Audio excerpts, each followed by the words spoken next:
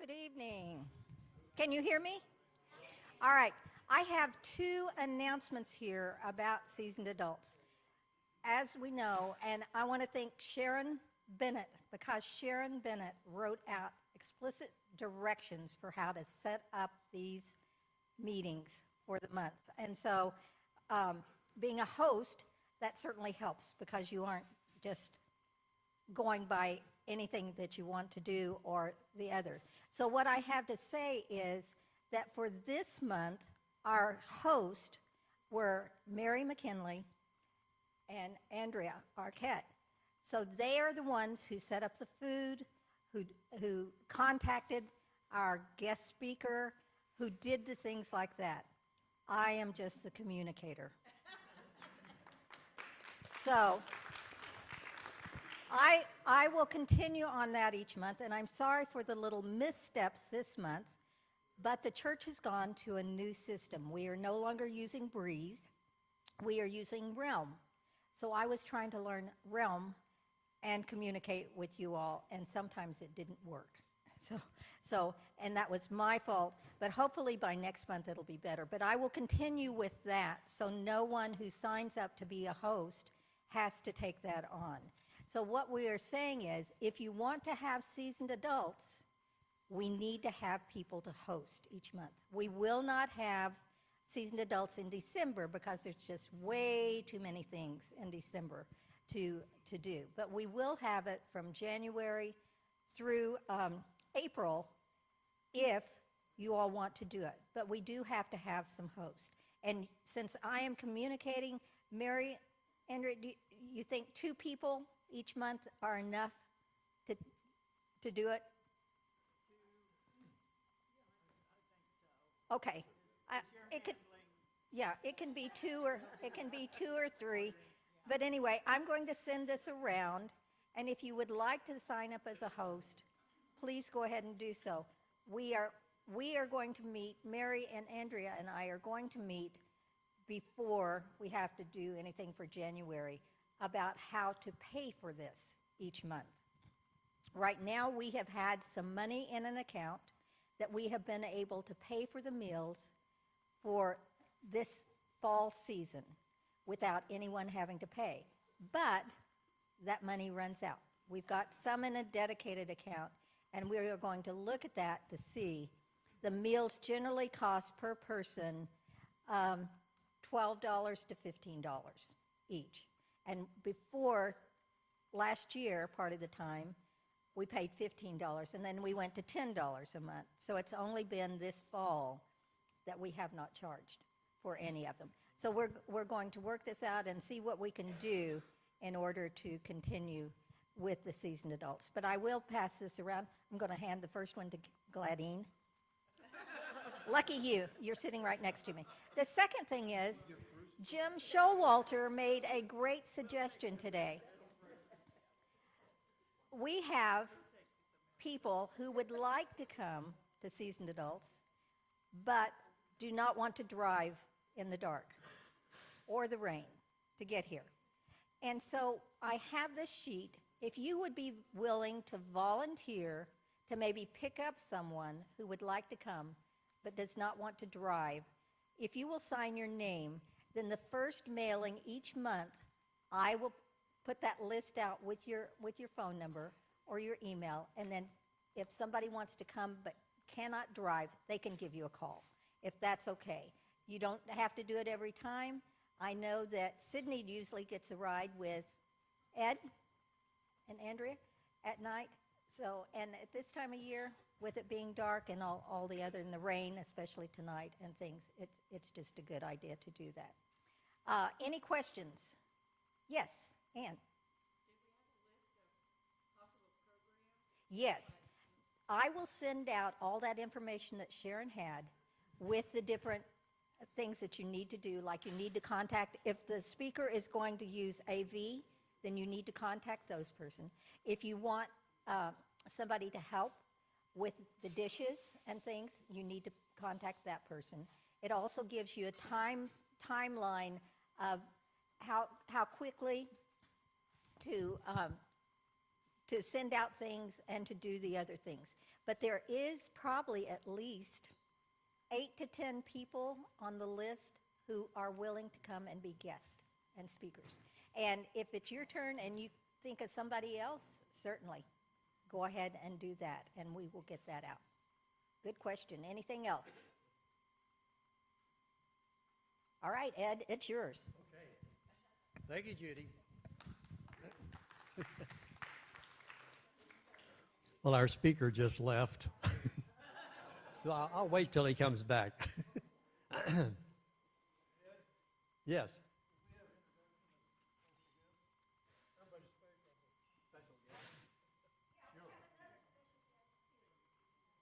Sure. Special guest.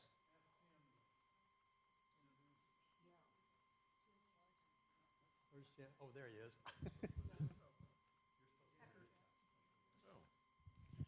Well, good evening. I'm Tim, and I would like to introduce our guest tonight, Hannah Bartashova. She is from the Czech Republic.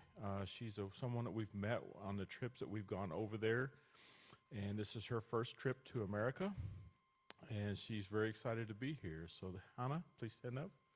I want to say hi.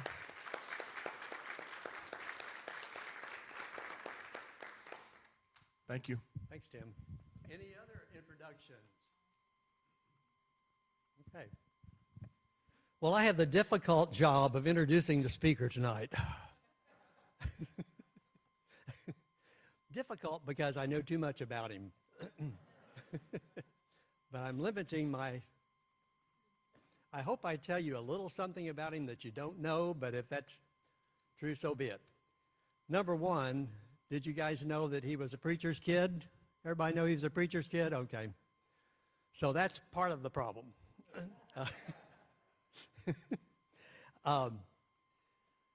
He attended Maryville College in eastern Tennessee, not too far from Knoxville, where I went to school, but we didn't know each other at that time.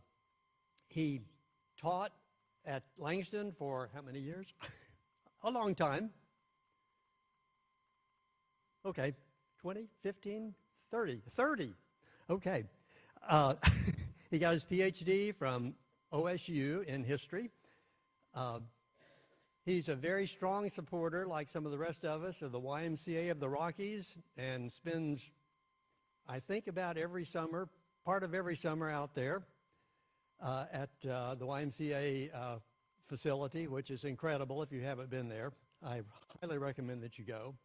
And more recently, we have been very dependent on him and Ollie, Osher Lifelong Learning Institute, because he's taught many history courses. I don't think I could even list all of them that he's taught, some of them more than once.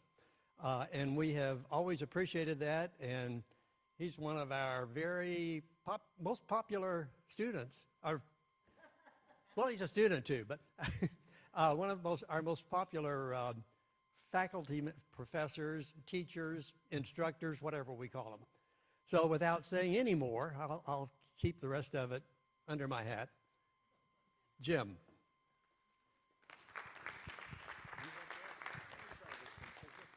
This thing hangs funny. It's just, hey, it works. My goodness. You've just broken the first rule, which is don't hand a microphone to a Presbyterian. And the second rule is, sure as hell don't hand it to a historian. So you've got a real problem here. I wanted to mention a couple things. Number one, he's had mentioned the OSHA program. I'm very thankful to them. When I taught at Langston, they had already destroyed the history program. So I taught survey after survey after survey for 30 years. I estimate I taught both halves of American history about almost 200 times. And I taught over 20,000 students. And that gets a little deadening, although I did have a philosophy course, which was a lot of fun. And I kept adding things, because you keep reading. And then about 2011, I discovered Osher. And the first course I taught was American Religious History, which today, if you put it all together, is about a 30-hour course. And I can't tell you how many courses I've taught, most of which I've never had a class for. And that's the fun part. And I never had a class in photography.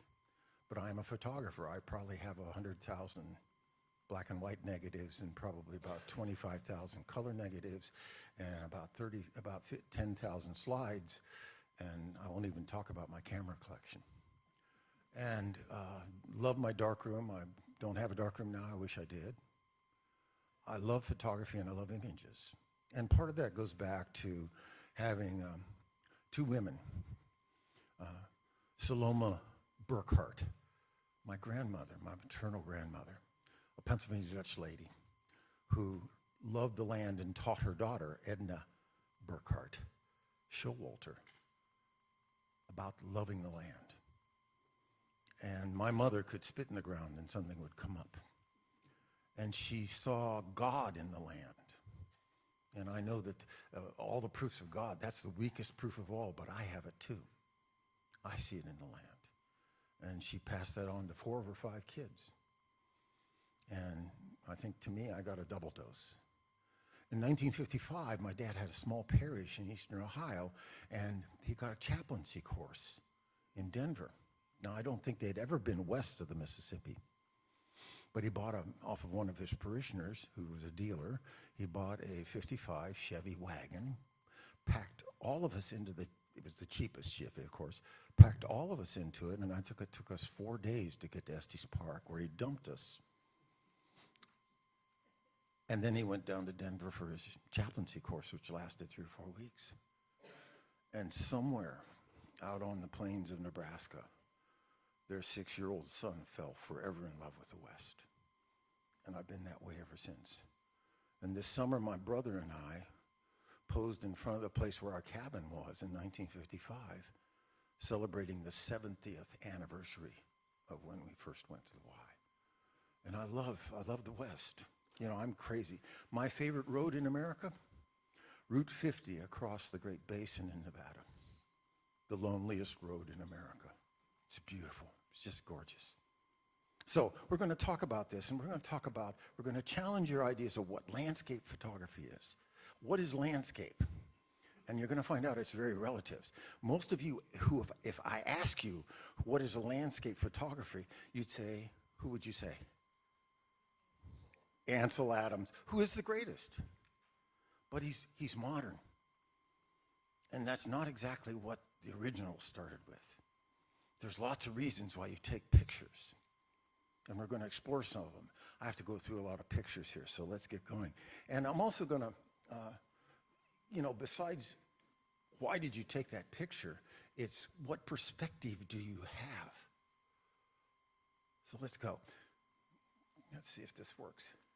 There we go. This guy right here is Carlton Watkins. He was a portrait photographer out in San Francisco in the 1850s and 60s. That's the way most photographers made their money. It's the way most painters made their money until cameras came along. And he decided in 1861 that he'd go up into the Yosemite.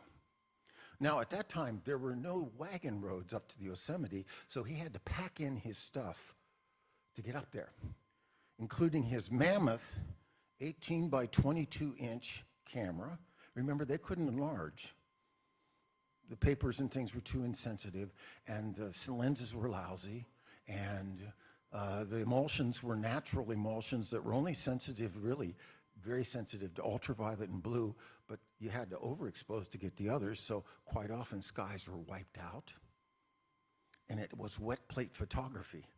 So after you set up all your heavy equipment and everything like that, you went in your darkroom, you had to have a darkroom, poured on silver nitrate, natural silver nitrate, and you had a 15-minute window from when you did that, put it in a holder, went out to the camera, put it in the camera, pulled the blinder out, pulled the shutter cap, the lens cap off, 1,000, 2,000, 3,000, whatever, put the lens cap back on, put the blinder back in, pull the card out, go back in the darkroom and develop the film. Okay? He took 30 18 by 30, 18 by 22 inch plates with him, and 100 plates for this, which I estimate would be probably about 6 or 8 by 12 for the stereo. And he went up there, and his pictures became famous. For example, this is Ralph Waldo Emerson's home in Concord, Massachusetts. And right there are Carlton Watkins' pictures. He did a good job. Notice the sky is blank, though, because of the type of film he had. They didn't have orthochromatic films until the 1870s. They would allow you to pick up the clouds and stuff, but they were insensitive to red. When you all started taking pictures, and whenever, the 1980s or whenever you took pictures, I don't know, you used panchromatic film, which came out in the 1890s. Anyways, this is what he saw. And realize you're dealing with long exposures, so he had to have a very still day to get an exposure that had a mirror. And he has a very good eye. That's El Capitan over there. In the background, way in the back, you can see Half Dome. El Capitan's closer up. I don't know where Washington Column is, but it's in Yosemite. There's Half Dome. Notice the water looks real, again, long exposure. He couldn't freeze the water. Cathedral Rock.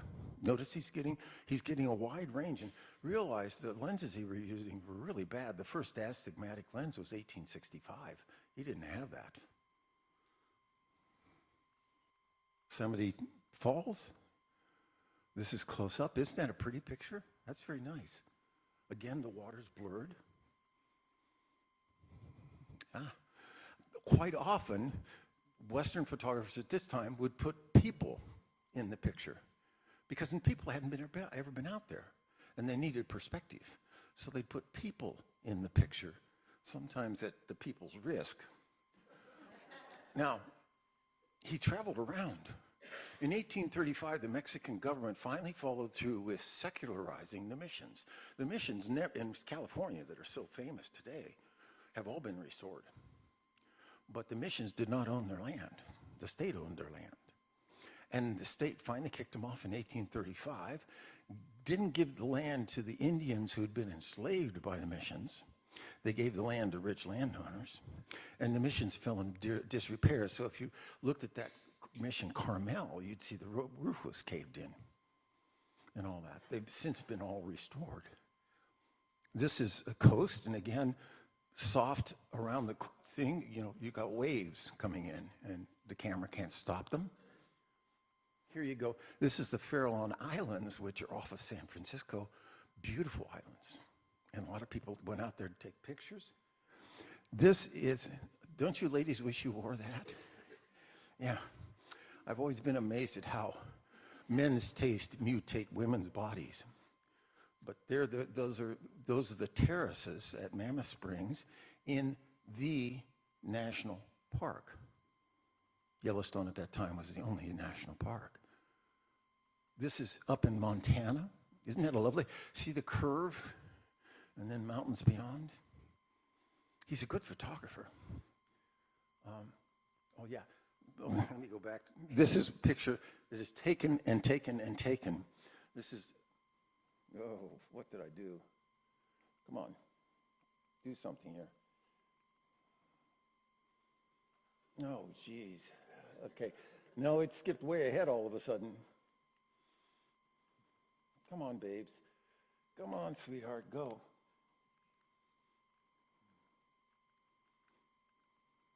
This is called the Devil's Gate, or Devil's Slide, and people take it all the time, And you can see some different visions of it by different photographers.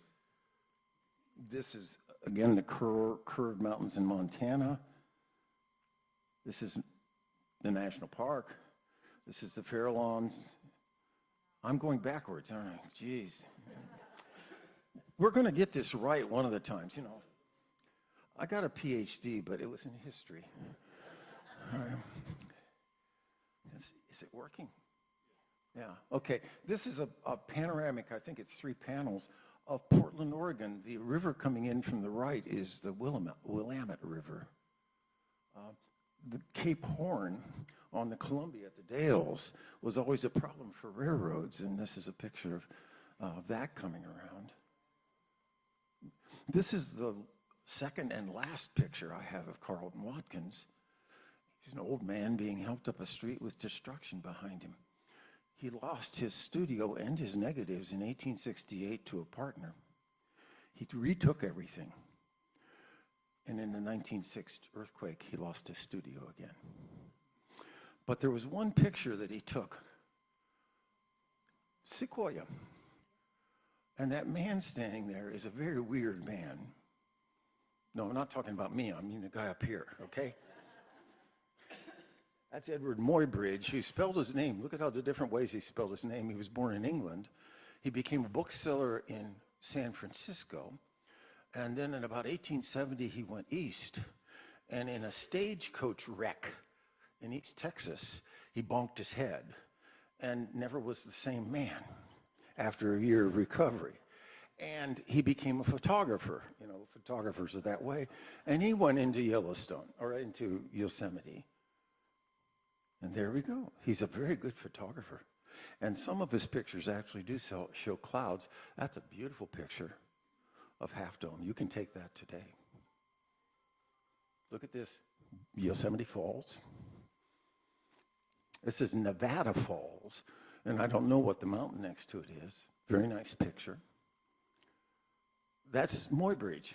I told you he hit his head. I wouldn't sit out there. This is the Farallones. You know, this looks like Scotland.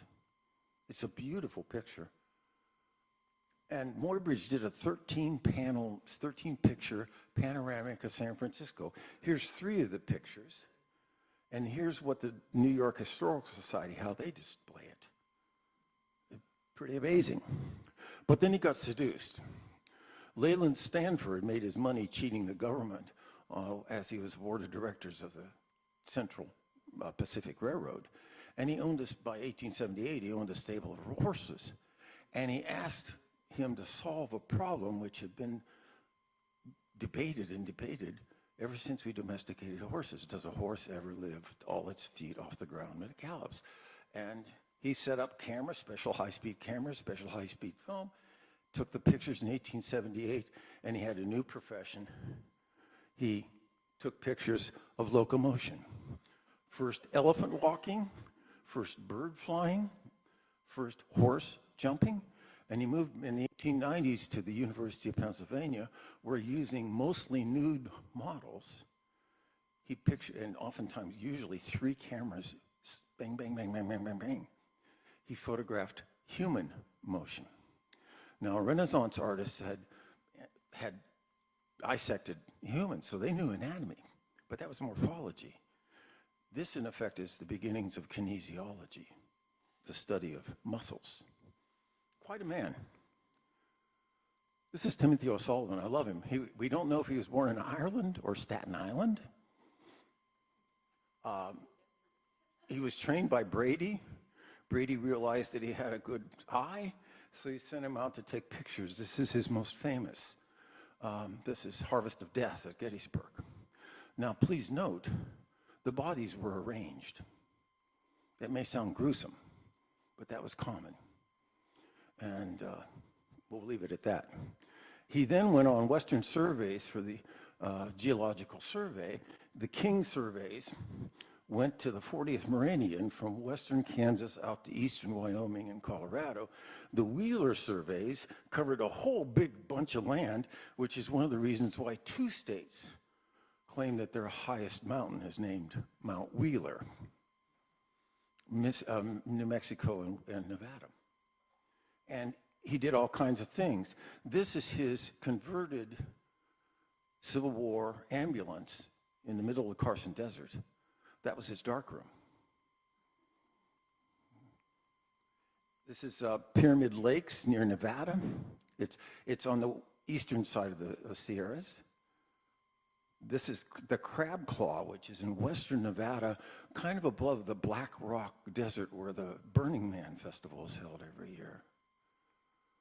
Here is a beautiful lake in the East Humboldt Mountains in Nevada. Realize the Humboldt River goes from northeastern Nevada and curves around down to a sink below Lake Tahoe, basically. And animals followed that route. Indians followed that route. White guys followed that route. railroads followed that route, and now Interstate 80 follows that route. And this is basically up in the mountains there. This is one of his favorites. It's Shoshone Falls, one of the two falls that Twin Falls, Idaho is named after. It's on the Snake River. He loved it. And he's got people in the front to show perspective. Here's another view, and there's a person in front. This is the camp of Clarence King, the head of the expedition. But in the back, you'll see houses. And the houses are for that new community called Salt Lake City. There it is with the Wasatches behind. This is Vermilion Creek, which leads eventually into the Green River. It's in Dinosaur National Monument today. This is Canyon de Lourdes, which is on the Yampa River, again in Dinosaur National Monument today. This is the Grand Canyon. And on his trip down the Grand Canyon, his dory that had all his pictures and things in capsized, and he lost them. And so he only took pictures toward the end. And here's one. And I spent 45 minutes to an hour trying to find out where Black Canyon is. It's at the bottom of Lake Mead, Hoover Dam. It's flooded today. Yeah. This is Canyon de Chelly, sacred to the Navajo. Beautiful picture, just beautiful picture. This is Canyon de Chelly cliff dwellings, on the left by Sullivan, on the right by Ansel Adams. This is Inscription Rock, which contains inscriptions from the 16th century of conquistadors coming through the area and everything in New Mexico. This is Zuni Pueblo and their beautiful little mission. If you could see it, you can see the adobe bricks really beautifully. It really holds up well. And here I had to throw this in.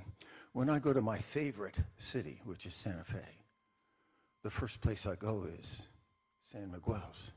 It's the oldest church in America on its original foundation. It was built in about 1620. It was burnt down in the Pueblo Revolt of 1680, but the foundations were there. And they built the present church in 1710-12. And it's gorgeous. It's just gorgeous. And that's what Timothy O'Sullivan saw in 1869. It's been mutated a bit, but that's what I saw this spring.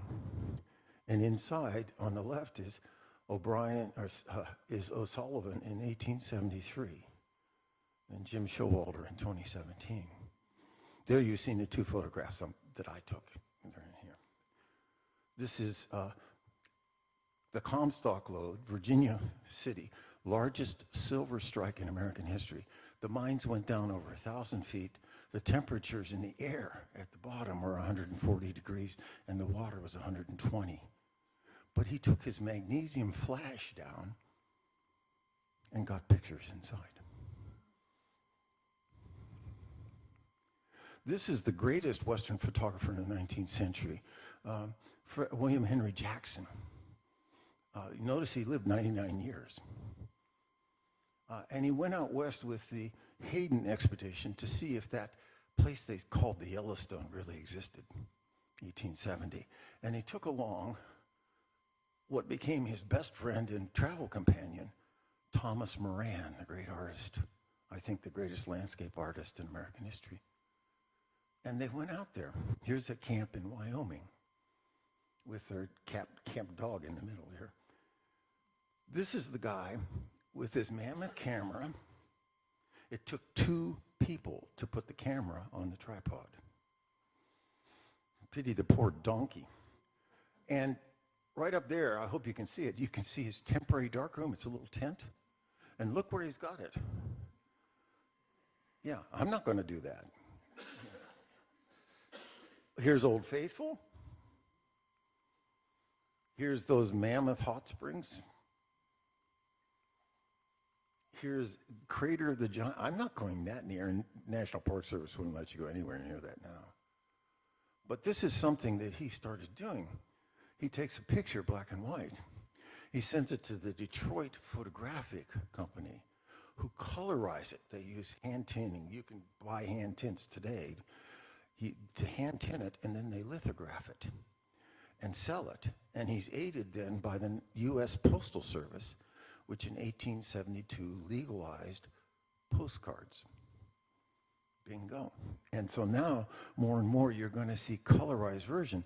This is Thomas Moran a little later, but I think if you go into the American Museum of Portrait and Art, the Smithsonian in D.C., and go up on the second floor, there's an alcove with 3 paintings by Thomas Moran. They're sofa-sized paintings. And this is one of them, along with another picture he later painted of the Grand Canyon of the Yellowstone. And in the middle is the Grand Canyon of Arizona. They're marvelous. I love Thomas Moran. This is William Henry Jackson. And remember, after the expedition, they took pictures by Jackson, they took paintings by Moran, they put them in the rotunda of the Capitol building, and they got a national park out of it. Here's a colorized version of Jackson's picture. This is Lower Falls. It's a pretty picture. Look at this one.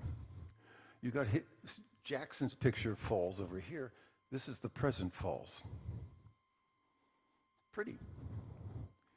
This is the Grand Teton. This is a Gilbert's Peak in the Unitas. Now, if you look at the map of Utah, there's a shoulder going off to the east. And in that shoulder, going east-west, is the Uinta Mountains. They're just about the only Rocky Mountain range that goes east-west instead of north-south. And they're beautiful. How do you like that? That's beautiful. This is near Green River, Wyoming, the bluffs, and it's been colorized. This is the Grand Canyon. You've heard of that. And notice the person in the foreground, give a little perspective. Colorized, and you can see the fault line going straight north up to the northern rim. That's the Bright Angel Trail, Bright Angel Creek. Those are pretty pictures. It's nice. He had to get to Yosemite. Everybody's got to go to Yosemite. This is up in the Columbia River Gorge. I think it's on the Washington side. He did so much work for the Detroit Photographic Company and also for the Rio Grande Railroad that he got his own railroad car. This is La Vida Pass. If you go from Walsenburg into the San Luis Valley, the great valley of the Arkansas River coming down in Colorado, you go over a different part of La Vida Pass that's steeper. But railroads can only do about a 5% grade, so they go a different route.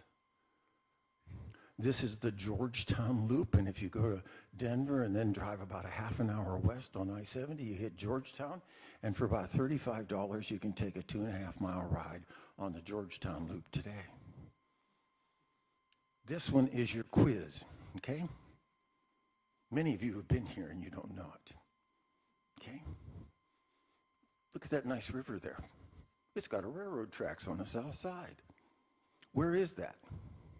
It's not the Grand Canyon, it's the canyon of the Grand River. Thumb, thumb, thumb. 5 more seconds. 4, 3, 2, 1.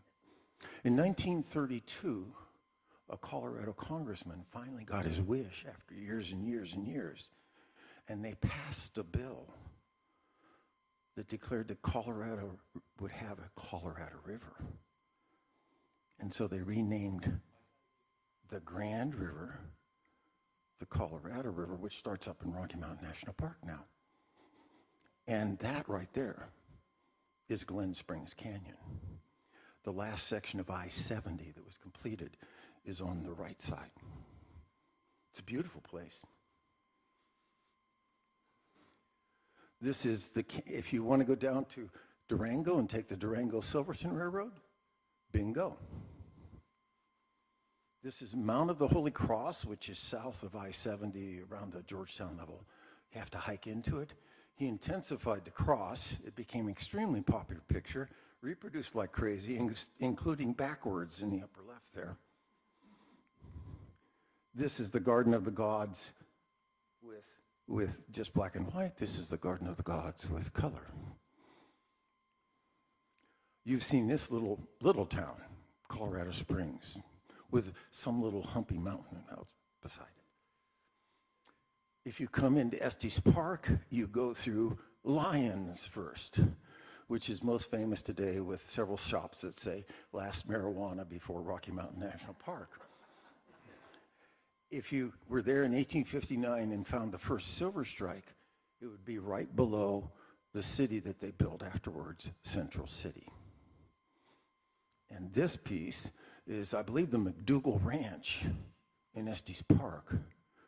I was there this summer with Long's Peak in the background, Long's and Meeker in the background. And then, 1898, Denver, Colorado. And the mountain right up here is Long's Peak, Long's and Meeker. He's quite a photographer. This is Frank J., not terribly well known, but he became the photographer of Yellowstone. And here you see how his pictures could be converted into PR stuff. This picture right here is a very nice picture. I particularly love this picture. Oh no, I hate this picture actually. It shows how bad colorization could be, but look at this one. It reminds me of something when World War I, when America entered World War I, we had to save material for uniforms. And so they finally raised the hemline of women's clothing up to 3 inches below the knee. And they got rid of the petticoats. And women's dress clothing went from 12 to 15 yards of material to 5. And at the end of the war, then, the fashion people said, oh, we got to lower the hem down. And the people making material said, we got to lower the hem down. And the women said, hell no. Yeah. But think about going visiting and wearing a corset plus all that crap and carrying it around. It's just amazing. This is the Northern Pacific Railroad Station on the northern end of Yellowstone. That's the so-called Roosevelt Arch, because in 1905 he dedicated it. These are the Cole brothers. They were at the head of Bright Angel Trail in Grand Canyon. And they really didn't like each other, but they built this studio right there, 1903. And they'd take pictures. What they did was they'd take pictures of the mule trains going down. And that mule train then would be about a mile down, and they'd see Emery Cole, the younger brother, running down the trail with a pack on his back. And he was running down 5 miles to where there was a spring, because there was no water up on the rim. A spring with a dark room. And he'd spend the day developing the film and then printing the pictures. And then when they're coming back up, they'd see him running back up the trail. And when they got up to the top, the pictures were ready to sell to him. And they took a lot of nice pictures, colorized and everything. This is Havasupai Falls, which is actually west of the national park. I've hiked down this. This is the nearest place I've ever seen to the Garden of Eden. It's beautiful. It's just lovely. This is the winter. This is a thunderstorm, colorized. Now, let's get railroads. Everybody likes railroads, right? This is Andrew Russell. During the Civil War, he worked with the Transportation Department of the Union Army and took pictures like this. But after the Civil War, he was hired by one of those railroads that cheated the government, the Union Pacific. For every 1 mile they ran, they got 6 square miles of land, plus they got I think a $10,000 stipend. Quite often, they would literally put curves in to increase the mileage. They built it dirt cheap. All the money went to the construction companies, which were owned directly by the boards of directors. At times, the railroads were actually bankrupt. But they had to publicize what they were doing.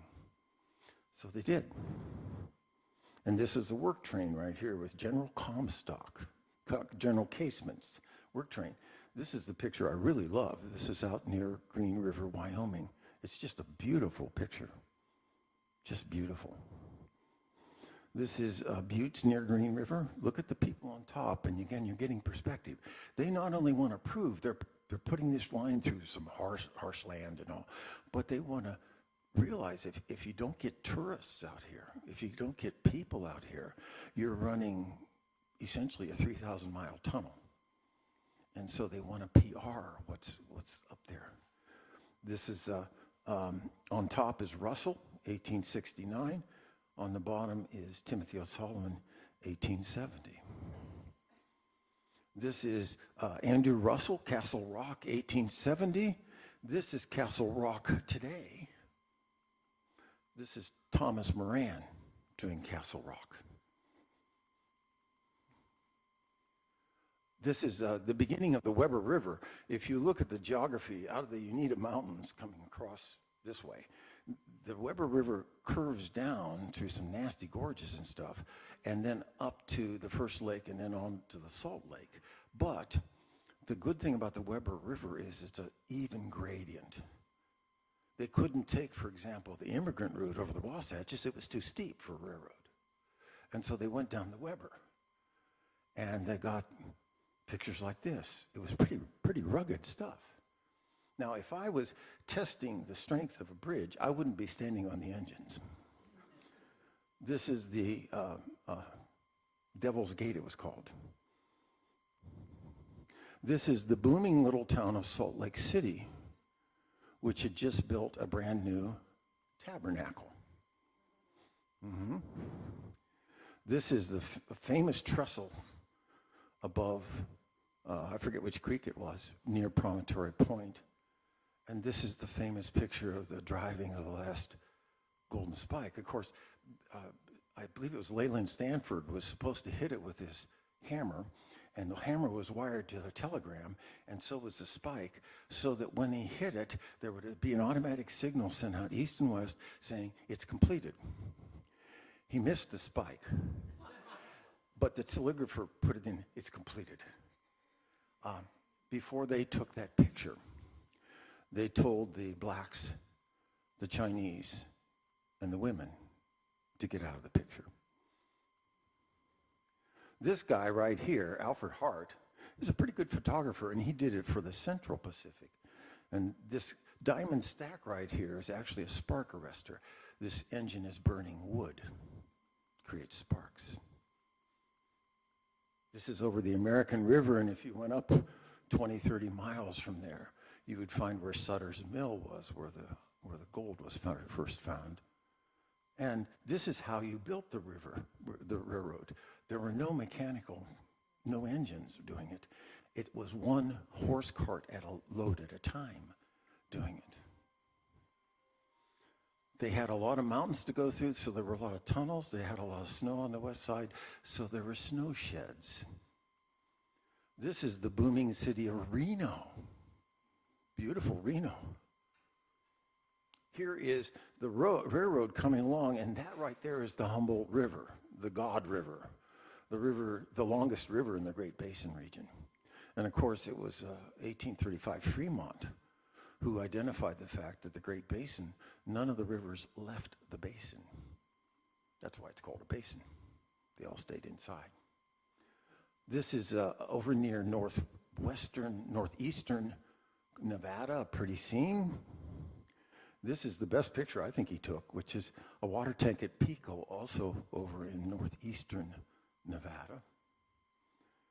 This is a really tough part of the Humboldt, going through the Palisades. And if you'll notice, here's the picture of the first engine through. But it wasn't until the middle 1880s that you could take a photographic negative and impress it on a printing plate. And so they made a picture of it and gave it to an artist to engrave a plate.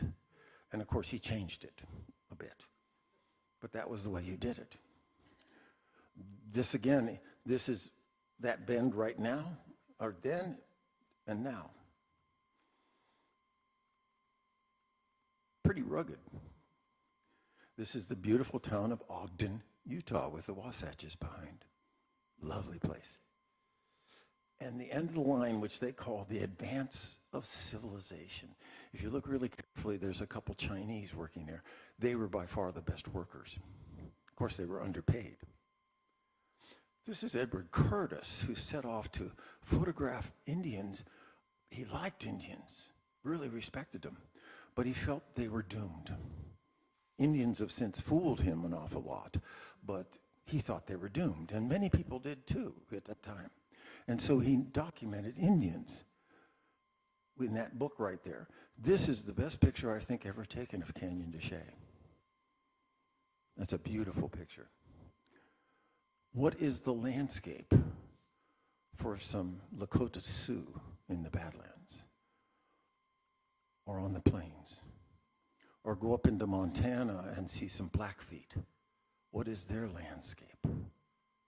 Is it a landscape? Do they recognize it as such? It's not something exotic, it's where they live. What about this lady?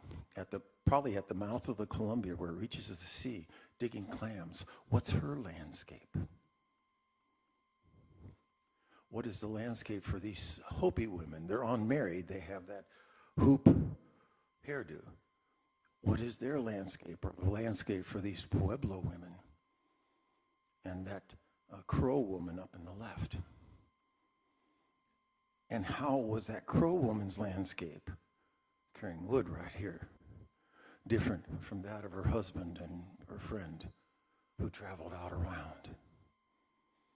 See, they had different landscapes. This is a Hoopa man on the Trinity River, probably, in far northwestern California. What is his landscape? Landscape's a very relative thing. And of course, he has to put in the vanishing race. This is one of my very favorites. Salmon Butcher never held a job very long. He kind of bounced around. In 1886, he finally ended up in just about the middle of Nebraska. And he was a photographer for about 20 years there and took pictures of immigrants and Saudis and of homesteaders. Here, for example, look at this picture here. Here's the family, the Uman family. What is his landscape? It's the ranges beyond. It's the fence lines. It's going into town to get things. What's her landscape? It's slopping the hogs, feeding the chickens, taking care of the kids, making sure the wood is in the fire, creating 3 meals a day. That's her landscape. They live in the same place. This is, in 1877, the Republican Party forced its hand of protecting blacks, and they went into the tender mercies of Southern Democrats. And by the early 1880, all of the Jim Crow laws were starting to be enacted. And so you had migrations both into cities in the South and also to the West. And the Westerners who came up to Kansas and Nebraska were called exodusters. There's a fine book on the exodusters. And here he is. Look at this. This is Jerry Shore. I assume he's the man right there. And he's got, I think, 2 brothers. And he's got, look at what he's got. He's got a team of horses and a wagon. He's got a soddy. He's got a grindstone and other things. He's got a dog and a cute little kid. But they found a lot of the same racism in Kansas and in Nebraska as they had found in the South. It just wasn't institutionalized. This is a wonderful picture. The Homestead Act said that it wasn't just every man can claim a homestead, a quarter section, once in their lifetime. No. Every head of family could do that. And so these are the Christman sisters. I love them. The Christman sisters. The 2 in the middle were the oldest, so they were unmarried, and so they immediately claimed 2 quarter sections next to each other. When their younger sisters got of age, they claimed adjoining quarter sections, and they built their soddy at the where all the corners met. I love it. I love it. I love it. About 17 to 20% of all homesteads were let to women. There's a wonderful book if you put on your parkas to read it, because some of it's kind of cold. Nebraska Historical Society has out a book on single women homesteaders in not Nebraska, I'm sorry, North Dakota. And it'll freeze you. Pretty sturdy group. This is a 2-story soddy. Yeah, I know. Isn't that weird? Yeah, I don't know if I'd trust it structurally. This one, look at this right here. This is made in 1887. And you got the family out here, probably double family. There's probably 2 families there. I don't know who the woman is in the back. All the signs of prosperity, the implements, team, all this stuff. And they're holding up a picture of the family someplace. And realize that for them, this was probably the only photograph they'd ever have taken, because amateur photography had to wait 1 more year till George Eastman came out with the Kodak, and 3 more years until the Boston Photographic Company came out with the first modern box camera. And so this was their picture. Now, look at this one. I love this one.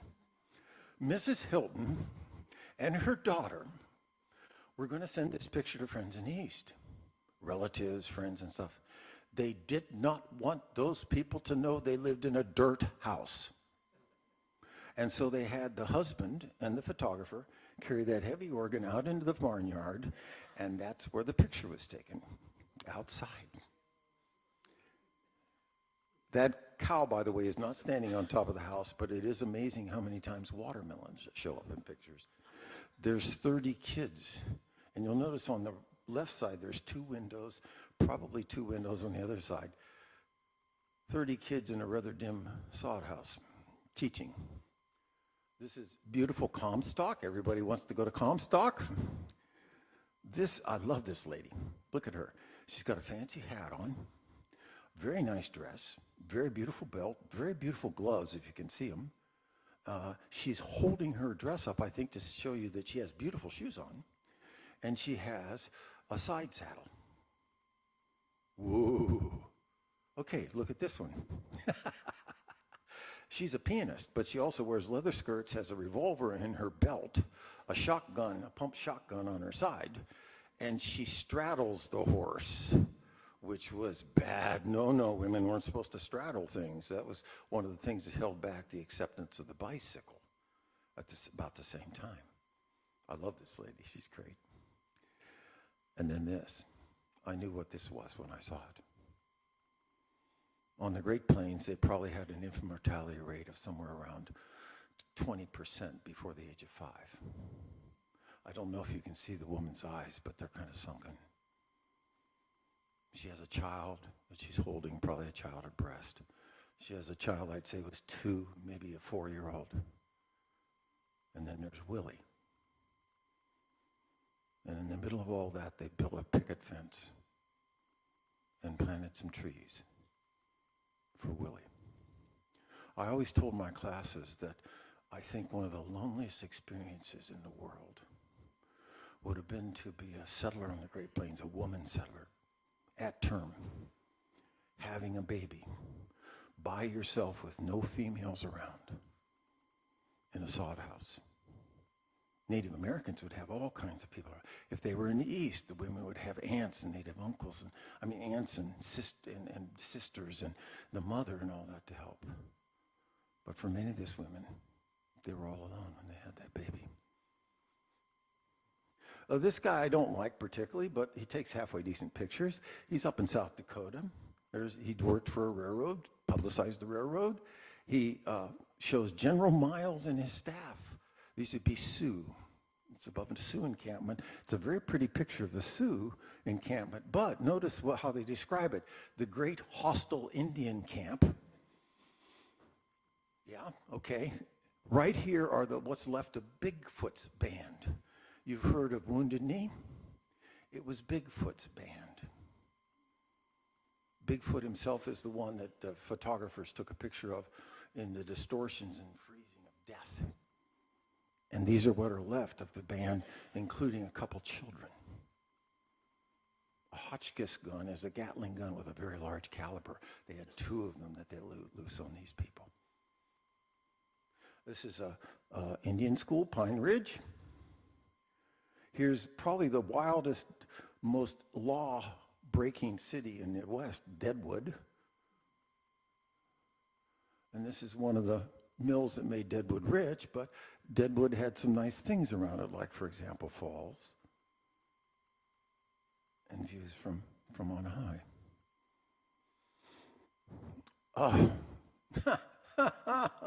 Laura Gilpin. I didn't know about Laura Gilpin until about 4 years ago, 3 years ago.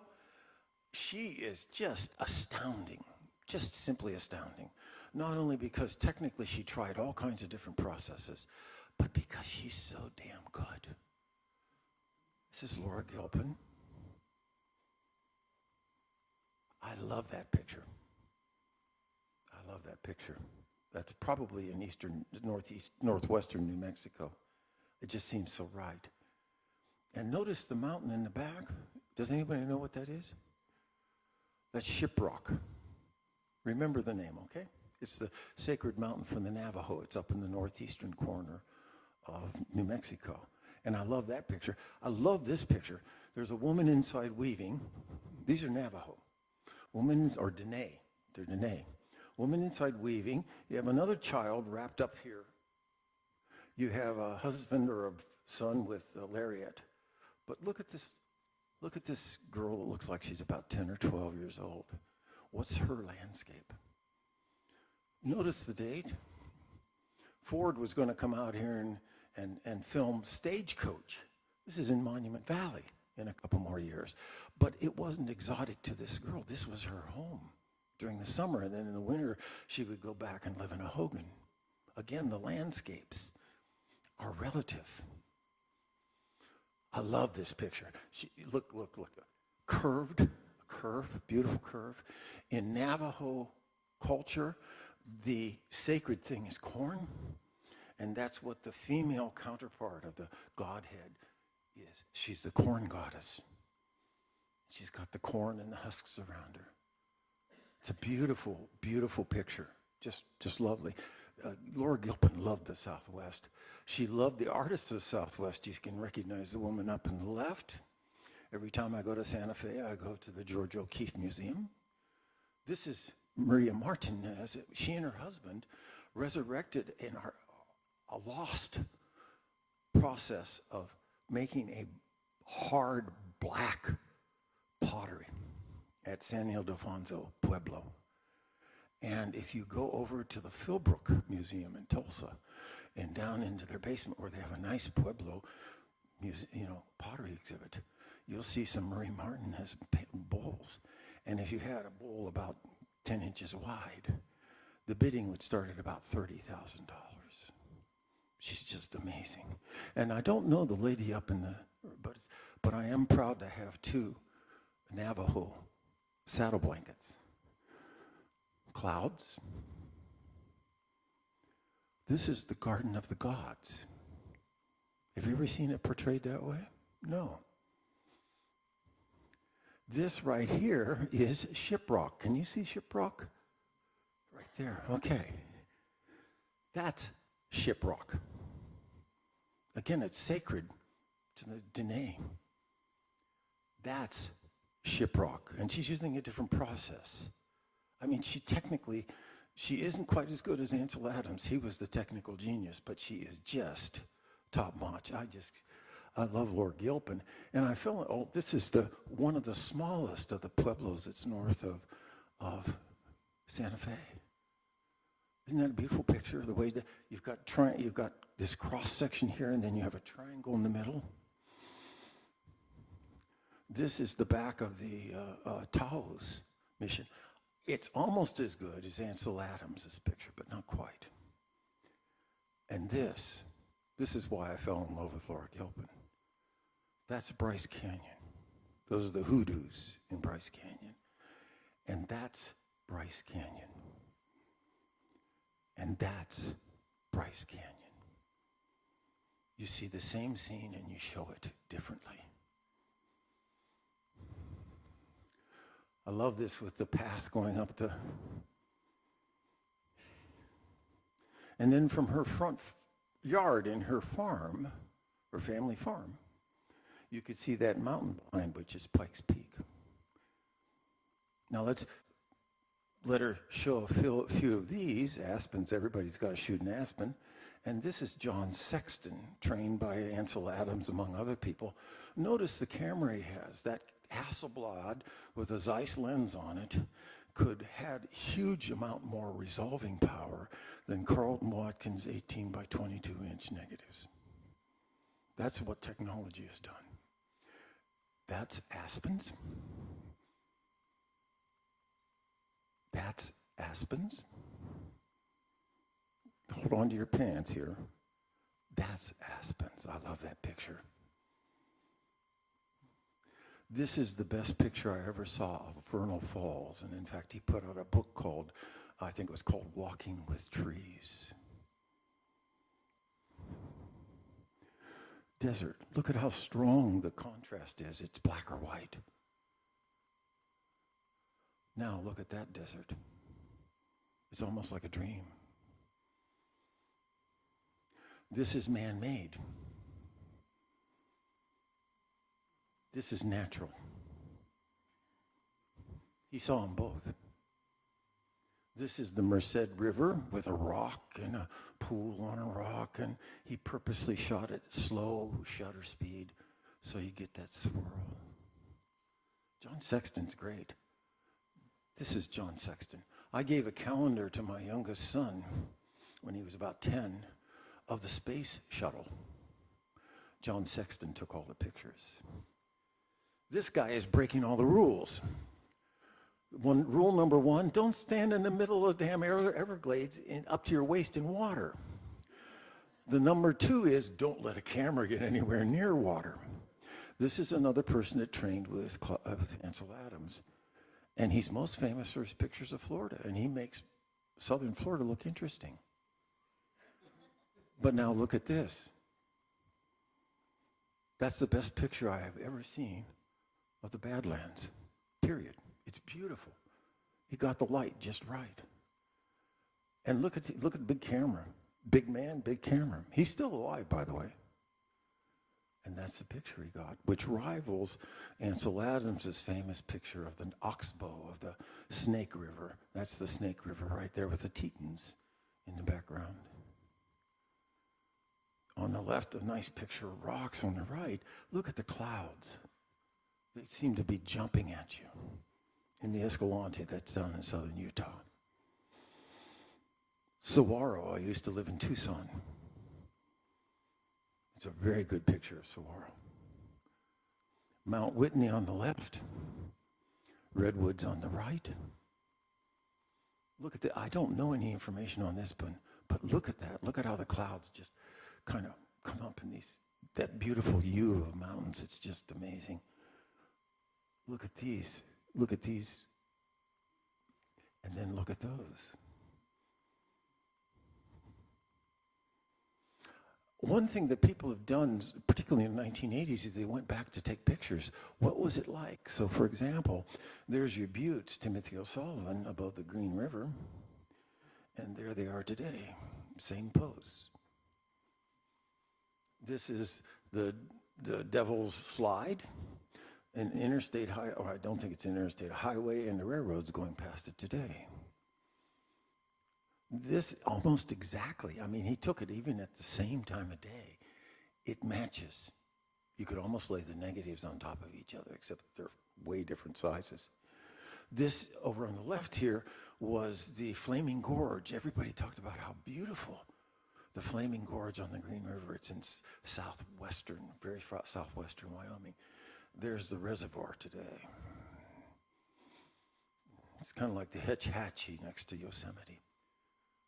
This is the Shoshone Falls he loves, but now there's a dam. This is Garden of the Gods. Now we're going to do some color. Elliot Porter invented the coffee table color picture book with the Sierra Club. He was actually has an MD from Harvard, or had an MD from Harvard. He's a brilliant man, loved birds, and transmitted that into pictures of nature. That's not bad at all. There's another way to show an aspen. This is in the Grand Canyon, Little Rock. He went into Glen Canyon before they flooded it to record what was there. He has a whole book on it. There's a beautiful reflection. This is the Grand Canyon. This is at Bryce Canyon. Very different feel from Laura Gilpin's pictures. This is my favorite, just about my favorite place on earth, Chaco Canyon. Ancient Puebloan. And I love that picture right there with the sunflowers in the foreground. This is Edward Weston, who is one of the great masters of all times. He was famous for his extremely long exposure pictures of still lifes like green peppers and things. This is 2 shells put together. But he also went down to the coast. He lived in Carmel near his neighbor Ansel Adams.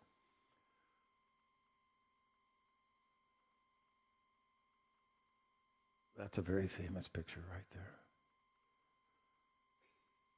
He and his son, Brett, went up to the dunes in Oceana, which is north of Carmel. Now, go back to this. Look at those hard lines on that. Now look at this. Now look at this. I mean, they're the same basic subject. Up in the Sierra Nevadas. It's a lovely picture, just lovely. God knows how old that juniper is.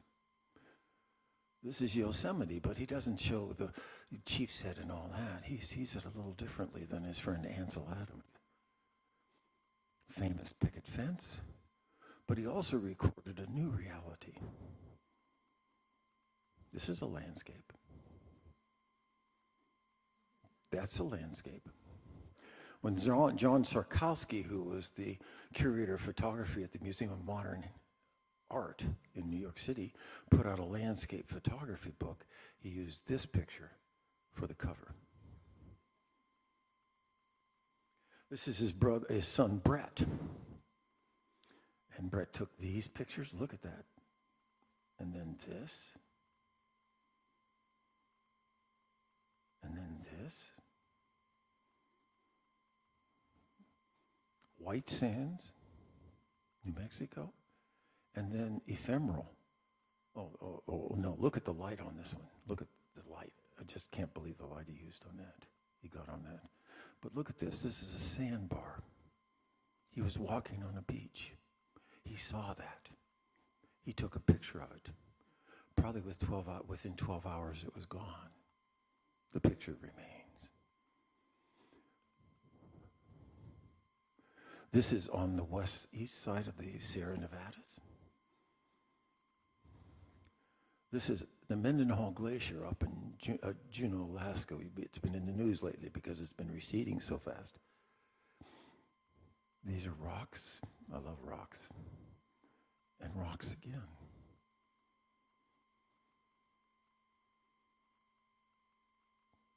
That has a mood, doesn't it? And look at that. I love this picture. With that outline of the tree in front of the rock wall. And look at the light. Look at the light he got on that. It just glows. And here we are. The greatest photographer. Ansel Adams, he was the greatest technician. He was the greatest landscape photographer. He died in 1984. He had hoped to live long enough to see Reagan kicked out of office, but he didn't. But they eventually took his Cadillac and auctioned it off for the Sierra Club.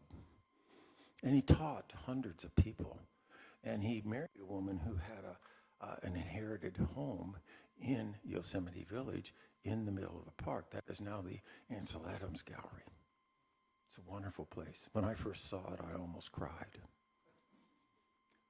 This is early. He got a box camera in 1916.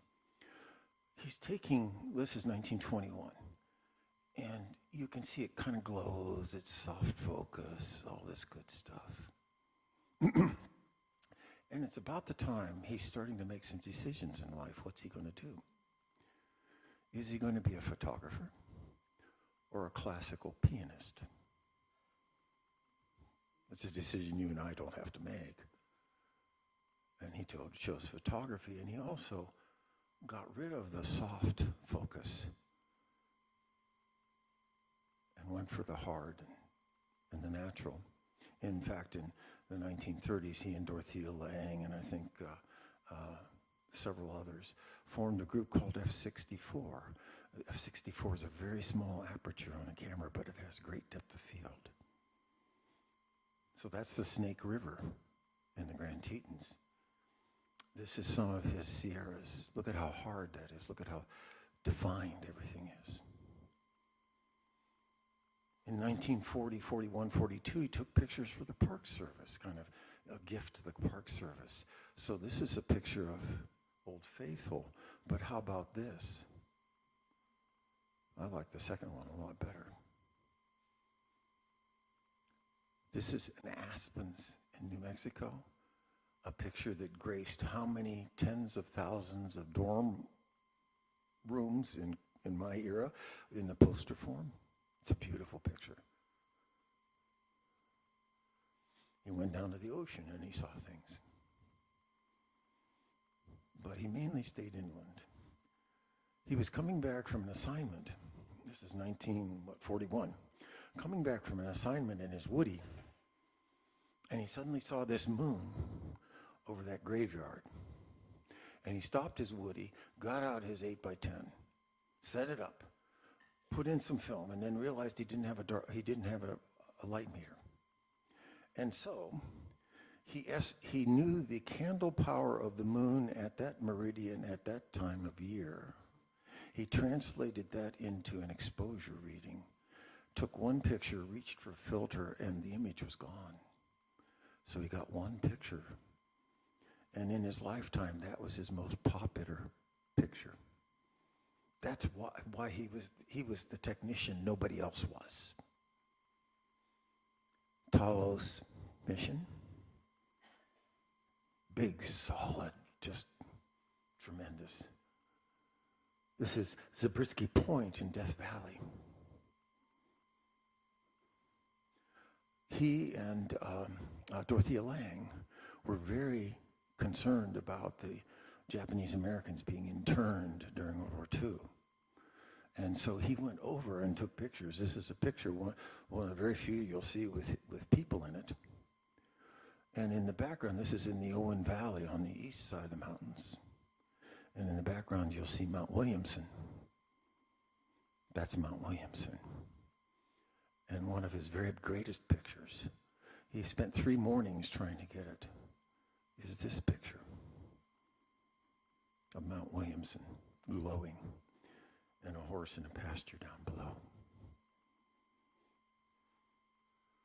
This is the Jeffrey Pine on top of Sentinel Dome. I think I've touched Jeffrey Pine. How about some wood? Okay. What about a lake in 1932? He led a Sierra Club pack trip up into the Sierra Nevadas, and he saw this lake.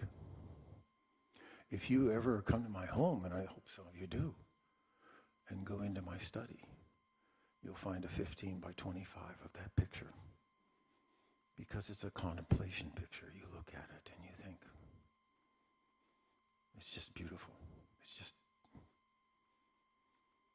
one person once said that you could teach a whole photography course from that one picture, because he held the grays, white on white and all that. He still defined everything so well. Here's the valley in winter. Here's the valley in summer. How do you like Yosemite Falls with the beard in winter? All that ice. I'd never seen that before. That's just amazing. How about Yosemite Falls stopped in action? Or how about Bridal Veil Falls? How about El Capitan in winter? Now that'll freeze you. It's coming, folks, it's coming. Whoops, back. How about El Capitan during the summer? Pretty damn nice piece of rock. How about Half Dome in winter? Or Half Dome with the moon? I have that picture done from the original negative. Alan Ross has been allowed to take 20 negatives of his. He was his last technician. 20 negatives of Ansel Adams and print them.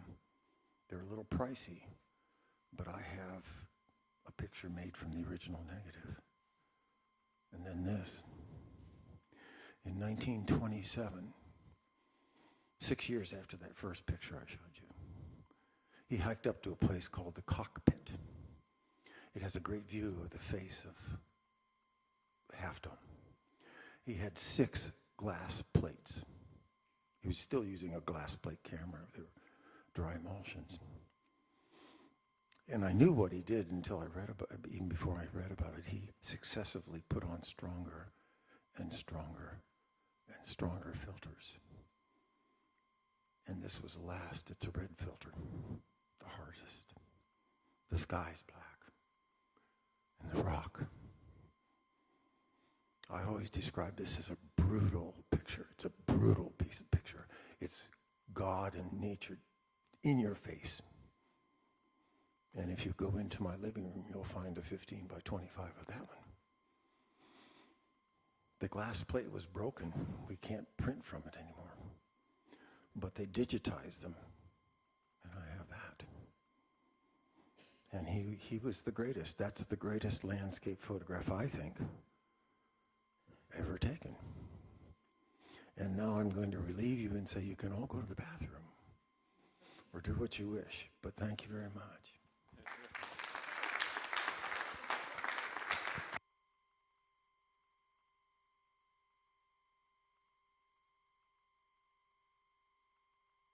Question? No. You want to go home? That's fine. Have a good evening.